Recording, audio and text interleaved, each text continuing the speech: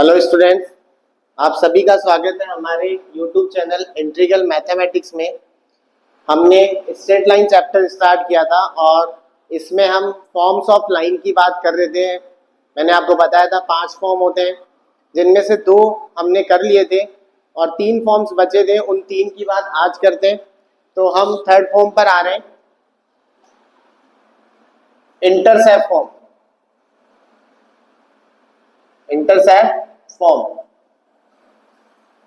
ठीक है। Intercept form का मतलब है कोई भी लाइन जो एक्स एक्सिस को और वाई एक्सिस को जहां कट करती है, तो ओरिजिन से उन पॉइंट्स की डिस्टेंस को ही हम इंटरसेप्ट बोलते हैं। और इसको फिगर वाइज देखें तो जैसे ये लाइन है A B, line A B ने एक्स एक्सिस पर ओ ए डिस्टेंस कट करी है, तो ये एक्स एक्सिस का इंटरसेप्ट है। लाइन ए बी ने एक्स एक्सिस पर ओ ए डिस्टेंस कवर की है, तो ये एक्स एक्सिस का इंटरसेप्ट है। और वाई एक्सिस पर ओ बी डिस्टेंस कवर की है, तो ये वाई एक्सिस का इंटरसेप्ट है। ठीक है, अगर एक्स एक्सिस का इंटरसेप्ट हम ए एज्यूम करें और वाई एक्सिस का इंटरसेप्ट हम बी एज्यूम करें, तो ए के कोऑर्डिनेट्स हमारे लिए हो जाएंगे a, 0, क्योंकि एक्स एक्सिस पर वाई कोऑर्डिनेट 0 होता है, और बी के कोऑर्डिनेट हमारे लिए हो जाएंगे 0, b। ठीक है, एक्स एक्सिस का इंटरसेप्ट हमने ए एज्यूम किया, तो ए का एक्स कोऑर्डिनेट तो ए हो गया, और एक्स एक्सिस पर वाई कोऑर्डिनेट 0 है, तो उसकी वैल्यू यहाँ 0 हो गई। वाई एक्सिस पर एक्स कोऑर्डिनेट 0 होता है और वाई कोऑर्डिनेट b हो गया। ठीक है, अगर यहाँ से हम देखें तो ये हमारे लिए वापस 2 पॉइंट मिल गए। ये पॉइंट हमारे लिए हो गया x1 y1 और ये पॉइंट हमारे लिए हो गया x2 y2। 2 पॉइंट से पास होने वाली लाइन बन गई ये भी। और हमने जो सेकंड फॉर्म पढ़ा था वो हमारे लिए 2 पॉइंट वाला ही था, जिसमें हमें 2 पॉइंट x1 y1 और x2 y2 दिया जाएगा, और उनसे पास होने वाली लाइन की इक्वेशन हमने ये लिखी थी, ये देखी थी, y minus y1 y2 minus y1 upon x2 minus x1 और x माइनस x1, जो हमने पढ़ लिया था सेकंड फॉर्म में। तो इंटरसेप्ट में अगर हम देखें तो हमारा x1 y1 a, 0 है और x2 y2 0, b है। तो ये वैल्यूज यहाँ पुट कर देते हैं। y माइनस y1 की जगह 0, y2 की जगह b, y1 हो गया 0, x2 की जगह हमारे 0 और x1 की जगह a, और x माइनस x1 a। यहाँ y माइनस 0 y हो गया और नीचे रह गया b, माइनस a, उधर x minus a। Cross multiply किया तो a का मल्टीप्लाई y से हो गया और इधर बच गया माइनस b। माइनस b का मल्टीप्लाई x से हुआ तो माइनस बी एक्स हो गया, और माइनस b का मल्टीप्लाई माइनस a से हुआ तो a प्लस b हो गया। ठीक है, x को पॉजिटिव रखने के लिए इधर ले आते हैं, तो माइनस का bx इधर आकर प्लस का हो गया, इधर ay पहले ही प्लस का है और इक्वल में हमारे पास रह गया ab। ठीक है, पूरी इस इक्वेशन को हम ab से डिवाइड लगा रहे हैं। क्यों लगा रहे हैं उसके बारे में अभी बताएंगे। तो यहाँ पर डिवाइड लगा दिया ab से, डिवाइड फ्रॉम ab, तो bx upon ab plus ay upon ab और ab अपॉन ab। तो यहाँ b से b कैंसिल हो गया, हमारे पास आ गया x अपॉन a से a कैंसिल हो गया y अपॉन b, और ab से ab कैंसिल, यहाँ आ गया y 1। तो ये हमारा इंटरसेप्ट फॉर्म मिल गया हमें।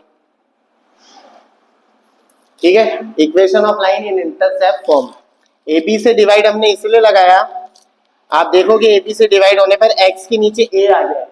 x के नीचे a आने का मतलब x के नीचे उसी एक्सिस का इंटरसेप्ट आ गया, क्योंकि x एक्सिस पर इंटरसेप्ट a था, और y के नीचे b आ गया, यानी y के नीचे y का इंटरसेप्ट आ गया, इसलिए हमने AB से डिवाइड लगाया था। ठीक है, इंटरसेप्ट फॉर्म का मतलब कोई लाइन बिटवीन द एक्सिस आएगी। ठीक है, तो क्वेश्चन में जरूरी कि डायरेक्ट इंटरसेप्ट फॉर्म बोल दे, आपको ये भी बोल सकता है a line lies between the axis, तो वहां पे भी आपको इंटरसेप्ट फॉर्म का कंसेप्ट यूज करना है। ठीक है, इंटरसेप्ट फॉर्म से ही हम एक और फॉर्म देखते हैं लाइन का, नॉर्मल फॉर्म। नॉर्मल फॉर्म, ठीक है, इसमें पहले मैं डायग्राम बना देता हूं, फिर आपको एक्सप्लेन करता हूं। ये हमारे लिए ए बी लाइन है। ए बी लाइन हमारे लिए रिक्वायर्ड लाइन है। रिक्वायर्ड लाइन से मतलब है जिसकी इक्वेशन हमें फाइंड करनी है। तो ए बी लाइन हमारे लिए रिक्वायर्ड लाइन है। ये मैंने फर्स्ट क्वाड्रेंट में ली, इधर भी हो सकती है, सेकंड, थर्ड, फोर्थ, ठीक है। तो ए बी लाइन हमारे लिए रिक्वायर्ड लाइन है। हमारे क्वेश्चन में आर्टिकल में क्या दिया जाएगा, नॉर्मल फॉर्म के लिए, नॉर्मल का क्या मतलब होता है उसकी भी बात करते हैं अभी। जिस लाइन की हम इक्वेशन फाइंड कर रहे हैं, ओरिजिन से उस पर परपेंडिकुलर की लेंथ आपको दी जाएगी। इस लाइन ए बी पर ओरिजिन से, सिर्फ ओरिजिन से और किसी पॉइंट से नहीं, ओरिजिन से परपेंडिकुलर की लेंथ जो है वो हमें क्वेश्चन में आर्टिकल में दी जाएगी। वो लेंथ मैंने पी अज्यूम कर ली है यहाँ पर, ठीक है। परपेंडिकुलर है ओडी, ओडी परपेंडिकुलर है ए बी पर, ओरिजिन से आएगा ये परपेंडिकुलर, ठीक है। तो ये जो ओडी है इसी को हम नॉर्मल बोलते हैं, इसी को क्या बोलते हैं हम, नॉर्मल। इसलिए इस फॉर्म को हम नॉर्मल फॉर्म भी बोल देते हैं, ठीक है। और साथ के साथ ये जो नॉर्मल है ये एक्स एक्सिस के साथ अल्फा एंगल बना रहे हैं, एक्स एक्सिस के साथ अल्फा एंगल बना रहे हैं। तो मैं अगर आपसे पूछूं कि लाइन ए बी का स्लोप क्या है, तो आप tan अल्फा मत बोल देना, क्योंकि लाइन ए बी का स्लोप निकालने के लिए उसका एंगल एक्स एक्सिस के साथ होना चाहिए। ए बी एक्स एक्सिस के साथ कोई एंगल नहीं बना रही है, क्योंकि स्लोप निकालने के लिए हमेशा हर लाइन का एंगल एक्स एक्सिस के साथ होना चाहिए, ठीक है। यहाँ जो अल्फा है ना वो एक्स एक्सिस का, सॉरी ए बी का एंगल नहीं है एक्स एक्सिस के साथ, यहाँ अल्फा तो नॉर्मल का एंगल है। तो हमें तो ए बी की इक्वेशन निकालनी, तो ए बी का स्लोप हमारे पास नहीं है, ठीक है। तो हम क्या करेंगे, अगर इस डायग्राम को और इस डायग्राम को देखें तो ये भी बिटवीन द एक्सिस है और ये भी बिटवीन द एक्सिस है। तो क्यों ना हम ओ ए और ओ बी की वैल्यू निकाल लें, पीबीपी अपॉन एचएचबी फॉर्मूले से जो हम 10th क्लास में यूज करते थे। तो हम ओ ए और ओ बी निकाल लेंगे। ओ ए एक्स एक्सिस का इंटरसेप्ट हो जाएगा और ओ बी वाई एक्सिस का इंटरसेप्ट हो जाएगा, ठीक है। तो ओ ए और ओ बी निकालने जा रहे हैं अपन, ठीक है। ये एंगल अल्फा है, ये 90 है, तो ये एंगल 90 माइनस अल्फा हो गया, क्योंकि ट्राइंगल का सम 180 होता है। तो ये वाला एंगल हमारे लिए हो गया 90 माइनस अल्फा, ठीक है। ये 90 हुई क्या, और ये पूरा 90 होता है, ये पूरा 90 होता है, तो ये वाला एंगल हो गया 90 माइनस अल्फा, क्योंकि 90 में से अल्फा ये लेगा, तो ये हमारे लिए बच गया अल्फा, क्योंकि ट्राइंगल का सम 180 होता है। अगर तीनों को ऐड करोगे तो अल्फा से अल्फा कैंसिल, 180 बच जाएगा। तो इस वाले ट्राइंगल को ले रहा हूं, मुझे ओ ए निकालना है। 10th क्लास में आपने पढ़ा था कि 90 डिग्री के सामने वाली साइड हाइपोटेन्यूस होती है, और थीटा में अल्फा ले रहा हूँ, थीटा में क्या ले रहा हूँ, अल्फा। अल्फा के सामने ये हो गया परपेंडिकुलर, अभी ये परपेंडिकुलर हो गया और ये हाइपोटेन्यूस हो गया, ठीक है। तो हमारे लिए जो गिवन है वो बेस हो गया, बेस पता हमें कि बेस पी है, तो हमें बेस पता है और निकालने हम ओ ए जा रहे हैं। तो बेस और हाइपोटेन्यूस के लिए मैं ट्राइंगल ओ डी ए में कॉस थीटा यूज कर रहा हूं, और थीटा की जगह अल्फा एंगल है अपने पास, तो कॉस अल्फा होता है बेस अपॉन हाइपोटेन्यूस। बेस हो गया ओ डी यानी पी, और हाइपोटेन्यूस हो गया ओ ए, जो हमें कैलकुलेट करना है। क्रॉस मल्टीप्लाई से ओ ए तो इधर आ गया और कॉस अल्फा नीचे आ गया, तो पी अपॉन कॉस अल्फा हो गया। ये क्या हो गया, पी अपॉन कॉस अल्फा। फिर हम दूसरा ट्राइंगल ले रहे हैं, triangle O D B, triangle ODB. ODB में 90 डिग्री के सामने वाली साइड हाइपोटेन्यूस, थीटा हम अल्फा ले रहे हैं, तो अल्फा के सामने ये हो गया परपेंडिकुलर और ये बेस हो गया। तो इस ट्राइंगल में देख रहे हैं हमारे पास, तो थीटा के सामने परपेंडिकुलर है हमारे पास और हाइपोटेन्यूस है, तो परपेंडिकुलर और हाइपोटेन्यूस लगेगा साइन थीटा में, तो साइन अल्फा परपेंडिकुलर पी और हाइपोटेन्यूस ओ बी हो गया। क्रॉस मल्टीप्लाई से ओ बी इधर आ गया और साइन अल्फा नीचे आ जाएगा, तो पी अपॉन साइन अल्फा। तो ध्यान दें, ओ ए की लेंथ देखो अपने पास आई पी अपॉन कॉस अल्फा, और ओ बी की लेंथ आ गई पी अपॉन साइन अल्फा, ठीक है। इस मेथड, इस वाले फॉर्म से कंपेयर करें तो ए की value P upon cos alpha आ गई और बी की value P upon sine alpha आ गई। तो मैं यही फॉर्म यहाँ पर यूज कर रहा हूँ, X upon A plus Y upon B equals to 1।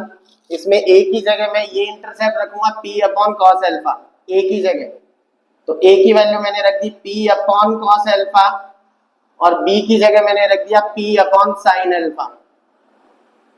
Cos alpha ऊपर जाएगा तो X cos alpha, sine alpha ऊपर गया तो वाई साइन एल्फा, और अपॉन में इसके भी पी रह गया, इसके भी पी रह गया, उधर 1, पी क्रॉस मल्टीप्लाई से उधर पहुंच गया तो X cos alpha plus Y sine alpha equals to P. ये नॉर्मल फॉर्म होता है। अभी ये सिलेबस से हटा हुआ है, लेकिन पहले ये कोर्स में था तो एक नॉर्मल फॉर्म भी अच्छा टॉपिक है। ठीक है, इसमें आपको ए बी की इक्वेशन मिलेगी। ये जो इक्वेशन है ये ए बी की है, ओडी की नहीं है, ये जरूर ध्यान में रखना।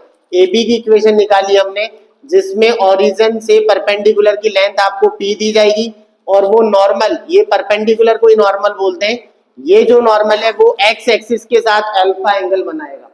ठीक है, ये दोनों चीजें आपके पास होनी चाहिए। और लास्ट फॉर्म, फिफ्थ फॉर्म हम पढ़ रहे हैं, slope intercept form.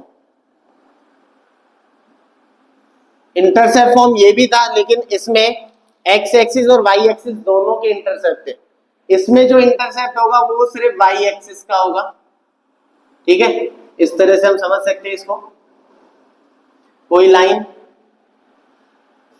X axis के साथ थीटा एंगल बना रही है तो इसका स्लोप हो गया m equals to tan theta, और वाई एक्सिस पे सी इंटरसेप्ट कट कर रही है। मन से लिया हमने सी, आप बी ए कुछ भी ले सकते हैं। इंटरसेप्ट एक्स पे भी कट हो रहा है, लेकिन क्वेश्चन में हमें सिर्फ वाई इंटरसेप्ट दिया जाएगा। क्वेश्चन में क्या दिया जाएगा? हमें सिर्फ वाई इंटरसेप्ट। इसमें दोनों इंटरसेप्ट होंगे, उसमें वाई एक्सिस का होगा। तो अगर वाई इंटरसेप्ट सी है तो इसके कोऑर्डिनेट हो गए 0, सी, क्योंकि ये वाई एक्सिस पर है। वाई एक्सिस पे पॉइंट होता है 0, सी, एक्स कोऑर्डिनेट 0 होता है। स्लोप भी मिल गया, और इस पॉइंट से ये पास भी हो रहा है, तो ये x1 y1 हो गया। तो हमारा फर्स्ट वाला फॉर्म लग गया, जिसमें हमने पढ़ा था कि किसी पॉइंट x1 y1 से पास होने वाली और स्लोप m वाली लाइन की इक्वेशन y माइनस y1 और m x माइनस x1 होती है। तो y माइनस y1 की जगह c आ जाएगा, m tan थीटा है तो m ही लिख रहा हूं मैं, और x माइनस x1 की जगह 0 आ गया। तो y minus c equals to mx, और c उधर गया तो mx प्लस c आ गया। ये स्लोप इंटरसेप्ट फॉर्म हुई। तो ये हमारे पांचों फॉर्म कंप्लीट हुए। आप इनको याद करें और पांचों फॉर्म आपके माइंड में रहे। नेक्स्ट में हम वीडियो में इसके क्वेश्चंस करते हैं आगे। Thank you.